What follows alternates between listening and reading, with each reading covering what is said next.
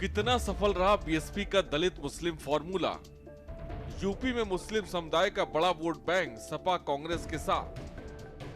दलित vote भी अब बसपा के साथ पहले की तरह नहीं रहा।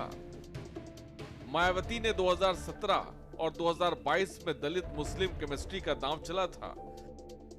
2017 और 2022 में मुसलमानों को बड़ी संख्या में टिकट बसपा ने दिया, लेकिन सियासी जमीन पर कोई करिश्मा हुआ नहीं। वजह यही रही कि मुस्लिमों की पहली पसंद सपा और दूसरी कांग्रेस रही। पीडीए की काट के लिए बीएसपी का मुस्लिमों पर फोकस। बीएसपी में मुस्लिम भाईचारा कमेटी का पुनर्गठन किया गया है, जिसका लक्ष्य जमीनी स्तर पर मुस्लिम समुदाय को पार्टी से जोड़ना है।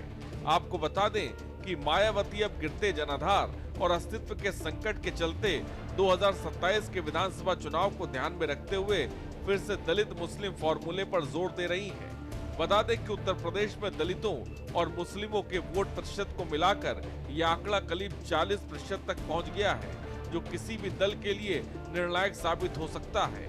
मायावती इसी बड़े वोट बैंक को एकजुट करने में ध्यान केंद्रित कर रही हैं। इस फॉर्मूले का मुख्य उद्देश्य सपा के नए पीडीए गठजोड़ की काट करना और दलित मुस्लिम वोटों को सपा के पाले में जाने से रोकना है। वहीं बता दें कि बसपा के दलित मुस्लिम फॉर्मूले की असफलता का एक मुख्य कारण ये रहा है कि मुस्लिम मतदाताओं की पहली पसंद समाजवादी पार्टी बनी है और दूसरी पसंद कांग्रेस रही है। साथ ही बसपा और गैर जाटव दलित वोट बैंक भी भाजपा की तरफ चला गया है और अब जाटव वोटों में भी सेंध लगने लगी है। क्या है दलित मुस्लिम फॉर्मूले का गणित?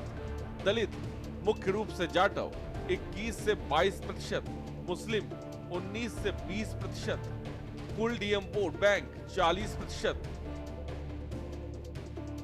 एकजुट होकर बसपा को समर्थन देने की अपील। आपको बता दें कि लखनऊ में हुई हालिया बैठक में मुस्लिम नेताओं को अगली दो पंक्तियों में बैठाया गया और कार्यकर्ताओं को नीली टोपी पहनाई गई, जो मायावती द्वारा दलित मुस्लिम गठजोड़ की प्राथमिकता देने का मजबूत संकेत है। उत्तर प्रदेश की राजनीति में यह गठजोड़ निर्णायक इसलिए माना जाता है। इधर मायावती मुस्लिम समुदाय से लगातार अपील कर रही हैं कि सपा और कांग्रेस के बजाय वो एकजुट होकर सीधे बसपा को समर्थन दे, ताकि भाजपा की घातक राजनीति को हराया जा सके। उनका तर्क है कि मुस्लिम समाज के एकतरफा समर्थन के बावजूद सपा भाजपा को हराने में नाकाम रही है और बताया जा रहा है कि मायावती ने पार्टी नेताओं को स्पष्ट निर्देश दिए कि वे मुस्लिम बस्तियों में जाकर बताएं कि बसपा सरकार में मुस्लिम समाज के लिए सबसे ज्यादा काम किए गए थे, इसलिए 100 बड़े विकास कार्यों और निर्णयों का जिक्र करने वाली एक बुकलेट भी तैयार की गई है। दलित मुस्लिम भाईचारा कमेटियों का ढांचा। पहले चरण के सभी मंडलों में मुस्लिम भाईचारा कमेटियों का गठन किया गया है। इन कमेटियों में एक दलित और एक मुस्लिम समाज से दो संयोजक यानी कुल 4 सदस्य, 2 मुस्लिम और 2 अनुसूचित जाति वर्ग के नेता शामिल। जमीनी स्तर पर दोनों समुदायों के बीच समन्वय और संतुलन उद्देश्य। पार्टी का लक्ष्य अगले चरण में इन कमेटियों का विस्तार जिला, विधानसभा और बूथ स्तर तक करना है। ताकि 3 महीने में कमेटियों का काम पूरा करने का लक्ष्य। मिश्रित सफलता वाला राजनीतिक प्रयोग। उत्तर प्रदेश की राजनीति में बीएसपी प्रमुख मायावती का दलित मुस्लिम फॉर्मूला एक महत्वपूर्ण लेकिन मिश्रित सफलता वाला राजनीतिक प्रयोग रहा है। बता दें कि मायावती ने 2007 के विधानसभा चुनाव में पूर्ण बहुमत की सरकार बनाने के लिए दलित, ब्राह्मण और अन्य समुदायों को एक साथ लाकर एक सफल सोशल इंजीनियरिंग का फॉर्मूला अपनाया था। उस समय दलितों के साथ अन्य पिछड़े वर्ग और मुसलमानों का समर्थन भी बसपा को मिला था, जिससे बसपा को 206 सीटें और 30.43% वोट शेयर प्राप्त हुए थे। हाल के सालों में बसपा के गिरते ग्राफ के बीच आजमगढ़ लोकसभा उपचुनाव में बसपा ने दलित मुस्लिम समीकरण का उपयोग करके सपा के वोटों में सेंध लगाई, जिससे बसपा का वोट शेयर बढ़ा और सपा की हार हुई। इस एक उदाहरण में यह फॉर्मूला आंशिक रूप से सफल साबित हुआ। मायावती के निशाने पर सपा कांग्रेस। बता दें कि यूपी में 20% मुस्लिमों का भरोसा जीतने के लिए मायावती हर महीने बसपा की मुस्लिम भाईचारा कमेटी की बैठक खुद लेंगी। 2017 के बाद इस कमेटी को बहाल किया गया ताकि मुस्लिम समुदाय को भरोसा जीता जा सके।